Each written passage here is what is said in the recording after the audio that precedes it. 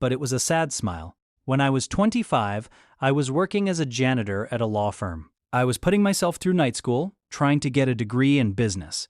One night, I was cleaning the conference room when 3 executives came in. They were drunk. They started mocking me, throwing trash at me. One of them poured coffee on my shoes. I didn't say anything. I just cleaned it up and left. He paused, but I never forgot it. And I promised myself that if I ever had the power to stop something like that from happening to someone else, I would. Emily felt a lump in her throat. I'm sorry that happened to you. David shrugged. It was a long time ago, but it shaped me. And when I saw what those men were doing to you, I saw myself. He reached into his bag and pulled out a folder. I've been thinking about this since last night. You're in school, right? Emily nodded. Community college, early childhood education. David opened the folder. There was a check inside. Emily's eyes widened when she saw the amount. $50,000. I can't, she started, but David held up a hand. This isn't charity. This is an investment. I run a foundation that supports people who are working to make a difference in their communities. Teachers, social workers, people like you. This is a scholarship.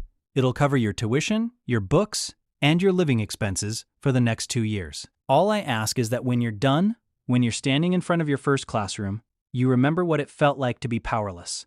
And you make sure that every kid in that room knows that their voice matters. Emily graduated 18 months later with a degree in early childhood education. She got a job at an elementary school in a neighborhood where most of the kids came from families that were struggling just like she had been. On her first day, she stood in front of 25 5-year-olds and introduced herself. My name is Miss Carter, she said, and I'm so excited to be your teacher. One little girl in the front row raised her hand. Yes? Are you nice? Emily smiled. I'm going to do my best to be. And I promise that in this classroom, everyone's voice matters. She kept that promise. Every single day. David Thornton continued to run his foundation. He never spoke publicly about what happened that night at the Sterling Room. He didn't need to. Emily stayed in touch with him. They met for coffee every few months. He would ask her about her students, and she would tell him stories that made him laugh. Once, she asked him if he ever regretted stepping in that night. He thought about it for a long time. Then he said, "The only thing I regret is that I didn't step in sooner." As for the 3 men, Troy, Kevin, and the tall man whose name turned out to be Richard, they did lose their jobs. The lawsuit was settled out of court. The video never went public, but the story spread through their industry. None of them worked in that field again. Emily heard about it through a friend of a friend. She felt a small sense of justice, but mostly, she just felt tired.